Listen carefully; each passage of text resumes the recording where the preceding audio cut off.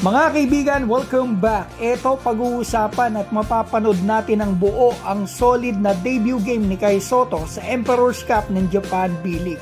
Nabutata pa nito lahat as in tatlong import ng kalaban. So eto na mga kaibigan, first quarter hustle play dito kay Kai, 2 points sa kababayan natin. Pinakaunang puntos ng game kay Kai Sotto. So eto, nakahawak siya ng bola, ang ganda ng pasa niya kaso hindi nakuha ng kanyang teammate. Maganda sa first quarter, nakakahawak siya masyado ng bola unlike sa second at third quarter mga kaibigan. So tignan muna natin dito yung replay alley-oop kay Kai. Sana mas marami pang ganitong play sa susunod nilang mga games. So ito, tignan natin yung gagawin ni Kai dito. Inabangan niya unang block kay Kai dito. Local po ng kalabang kupunan. So nakikita natin ang replay. Tignan natin yung fast break ni Kai, kaibigan. Ang ganda ng kanyang takbo. Iwan yung kanyang mga kabantayan. Sayang, nasundutan siya. So ito, another one na naman kay Kai. Napakainit ng offense at defense ni Kai sa first quarter mga kaibigan.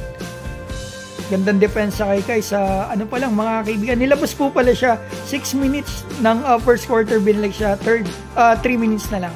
So ito, na-foul dito si Kai kaibigan. So free throw po yan kay Kai. Maganda kay Kai kahit nagbubuhat siya, hindi naapektuhan yung kanyang shooting mga kaibigan. So ito, tingnan natin ang unang import na kabantayan niya, number 18, Butata kay Kai Sotto. So ito, tingnan natin yung gagawin ni Kai dito. Hindi tinawagan ng foul, kinuyog na siya doon. Ilan na yung nasa ilalim kaibigan, bilangan nyo po. Yan, tinulak si Kai sa likod nitong number 8 pero walang foul, sayang yun. So tingnan natin yung gagawin ni Kai dito. Another import ata ito mga kaibigan ng kalabang. Import nga mga kaibigan, American import, Butata kay Kai Sotto. So ito, another one. Tingnan natin yung gagawin dito ni Kai.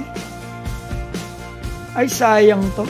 Pinituan si Kai dito, nasa baba daw, hindi binigyan ng free throw si Kai. So ito, second quarter mga kaibigan.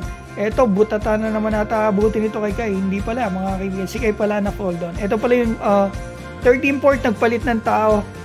Ito, American din ang kabantayan ni Kai. Ito yung 13 port mga kaibigan ha.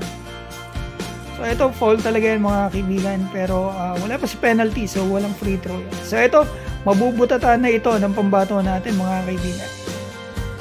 So na-block ni Kai yung mga imports ng kalabang kupunan. Lahat na block ni Kai. So tingnan natin yung gagawin dito ni Kai. Ito pala yung nangyari ng second quarter, kaya nilabas si Kai.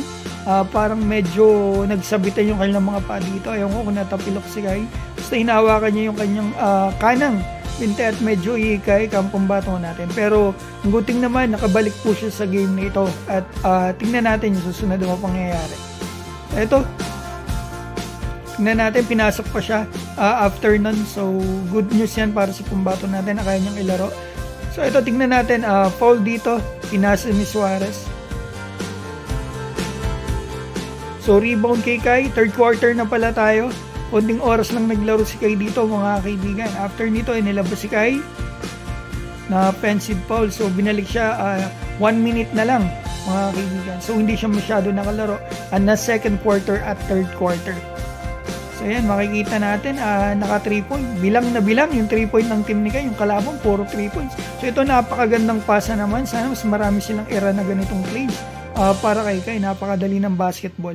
Konti kasi ang touches niya dun sa second at third na konti na nga lang playing time, konti pa yung touches. Pag ganito, kita niyo yung yung vision ni Kai. Pagkahawak niya ng bola, tinitingnan niya kapag nag-collapse sa kanya yung depensa, pinapasa niya sa kanyang mga teammates.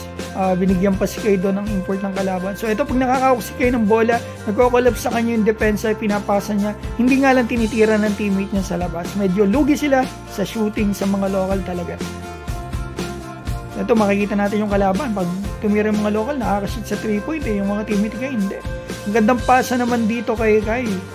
Solid talaga mga pasa ni Kai. So ito, hindi pinigay kay Kai, sayang. Buti nakuha ni Kai yung rebound. So na-foul, free throw po si Kai dito. So walang minti si Kai dito sa free throw. Bale 4 na free throws ni Kai, lahat pumasok. Nanalo sila 14-point lead kung hindi ako nagkakamali mga kaibigan.